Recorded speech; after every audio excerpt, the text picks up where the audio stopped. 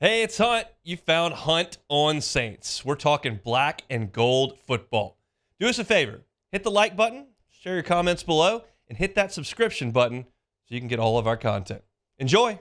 We'll shift our focus to the National Football League with Saints and what they've got coming up with the Texans on Sunday. Luke Johnson's our guy with the Advocate covering the black and gold. He's with us now on the Jim's Firearms Hotline. Luke, how are you?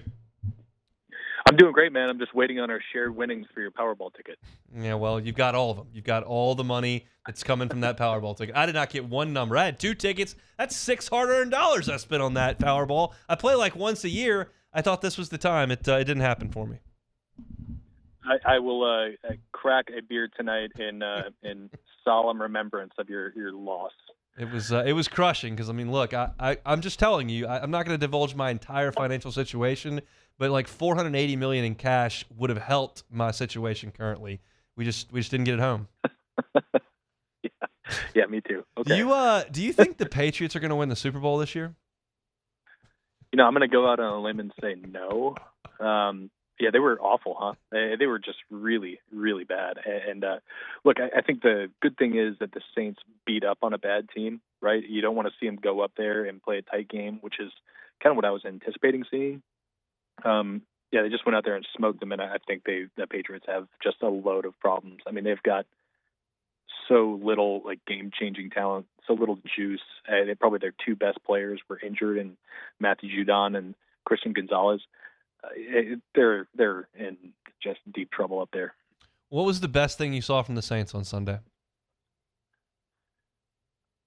I just think even though that I just talked about how bad that offense is, I think when you see this defense just like completely put the clamps on a team that they just kind of completely outclass, that's good. It's a really good sign for me. And look, this defense is like top 10 in basically every single metric you want to look at, whether it's advanced metrics or just like your normal counting stats. So you kind of expect them to go out there and have a dominant day. I don't think you even expect a shutout, though. They really put the clamps on that team. I think they only had like two possessions that went inside Saints territory, and I don't think they got farther than the 40 or the 35. So yeah, it was just a complete dominant defensive effort, and that's exactly what you want to see against a team like New England. I know what we know now changes your answer, but if you could go back 2 years or so on the beat, would it surprise you from 2 years from now to know what Carl Granderson has become instead of Peyton Turner or Marcus Davenport? Yeah, I think so. I thought he was a nice rotation player for them. And look, I know they've had their misses on guys, mainly because of injury with Turner and Davenport. But they've had a pretty good eye for defensive line talent, I think, over the years. So yeah, I thought he'd be a guy who's playing like 35% of the snaps max, where he's just coming in and maybe helping out on pass rushing downs. But he's really turned into a complete player. We saw him make a couple of really nice plays against the run this week. And when you have that on the opposite side of Cam Jordan, and then you have the two defensive guys in the interior playing really well, whoever they're playing in there, whether it's Roach or Saunders or Brzee or Shepard, I mean, that's like a recipe for success defensively. And I think we've seen it play out this year in terms of like their turnover numbers, in terms of the way they've defended the run. It's been really solid, and Granderson's been a huge part of that. How does Marcus May coming back impact the secondary? Yeah, I don't think it's like a huge difference. Just saying that's really more of a credit to Jordan Howden than anything. I think Howden's played really solid football since he's had to fill in. And Marcus May is a nice player, but I still don't think we've seen the best out of him. You remember last year he was not only hurt last year, but he was also coming off a Achilles injury. I think he had a couple nice games earlier this year before his suspension started, but we still haven't seen the guy who's getting paid $8-9 million a year. So yeah, I'm curious if it's going to really make a big impact, or if it's just going to kind of be more of the same, which is totally fine. Chatting with Luke Johnson, Saint Beat reporter for The Advocate, covering the black and gold with us every Thursday here in hour number one.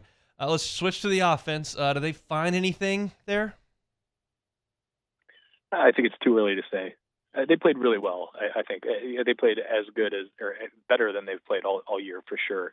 I think the offensive line played a really solid game. Derek Carr was only pressured 3 times. if it wasn't for the game kind of being out of hand late and them being predictable, I thought they ran the ball really well. And I think if they can carry those things forward where they're just giving Derek Carr a little time to throw, they're actually establishing a pretty consistent ground game, I think they can be a good offense. And if you compare a good offense with a great defense, you have a chance to, I think, have a pretty good season. But they got to show they can do it again, because this is one time in 5 games that we've seen them really have a decent game offensively. Let's see if they can keep it going. Well, let's go to the Texans then. When you look at this Houston team, I think they're probably better than most of us thought they would be in August. But what do you see when you kind of start breaking them down? Well, I mean, the very first thing that pops out is obviously C.J. Stroud. I think he's definitely exceeded my own personal expectations, and I think he's probably opened a lot of eyes around the league. He's so poised for a young quarterback. He knows where to go with the ball, and he doesn't make mistakes. I mean, he's got 7 touchdowns and no interceptions this year. Houston's got the number 3 pass offense in the NFL.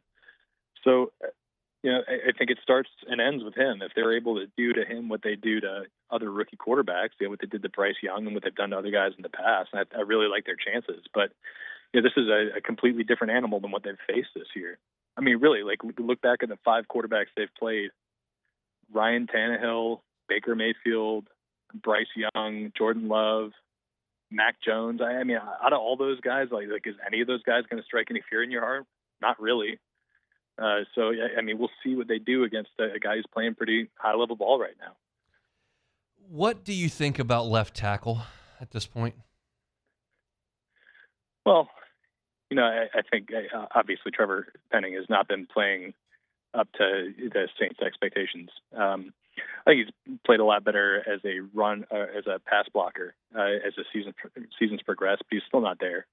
So I don't know. We'll see. Yeah, obviously they've got a guy on the bench in Andres Pete who has played a bunch of football, and they've got a guy at Andres Pete's current position who played a bunch of left tackle for him last year. So we'll see what happens with that as the season progresses. But I still think they have a lot of faith in him, over the course of this rookie contract to turn into a player they can trust there.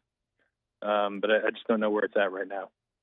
I think we can discard the Panthers at this point for this season. So it feels like a 3-team race. Where do you think the Saints stack up as we sit here in the middle of October? I mean, I still like the Saints in the NFC South. I know the Bucs beat the snot out of the Saints in the Superdome, but I would not be surprised if they ended up finishing 3rd and just kind of being a little bit of a mirage in the early part of the season. I still think that the team that I'm most worried about is, if I'm a Saints fan, is the Falcons. Especially if Desmond Ridder can ever figure it out on a consistent basis. He played pretty well last week against Houston. And they've got some guys, man, especially on offense. And I think their defense is playing a lot better than we've seen in recent years. So yeah, it's kind of the way it stacks up to me right now, even though the Bucs are number 1 in the division, is Saints 1, Falcons 2, Bucs 3, and Panthers are real distant 4th. That's Luke Johnson, Saints beat reporter for The Advocate, here every single Thursday. Enjoy Houston, Luke. Thanks, man. Yeah, I'm going to try to not run into all these Astros fans down there. All of a sudden it's going to be super busy. So it's going to be quite an environment down there. I think they're all pretty fired up for the Stros. Yeah. Maybe me and Breggy will go grab a drink before he plays ALCS game 1. He's too busy hitting a bunch of homers to have a drink with you. So just enjoy that by yourself. Thanks, man. Yeah, sounds good, man. Yep. Luke Johnson. Always enjoy our conversations with Luke. I'm with him on just about every front there. I think it'll be interesting to see what the Saints do in the next 3 weeks with left tackle. I'm not a pro football focused grader. I'm not exactly certain what the best technique is all the time. And I know you can't swing the gate open and you got to use your hands, and holding penalties are bad. I can do a very elementary level study, but it appears to me, based on every metric, every observer, that Trevor Penning is really hurting them on the offensive line. It's not just in pass protection. It feels like it's in run protection, as run blocking as well. So that's a question mark. The rest of the personnel on offense just kind of is what it is. They got to play a little bit better. But if the defense shuts people out, then you're probably going to be in pretty good shape. That's certainly what they got last week. We'll see what they can do against C.J. Stroud and the Texans.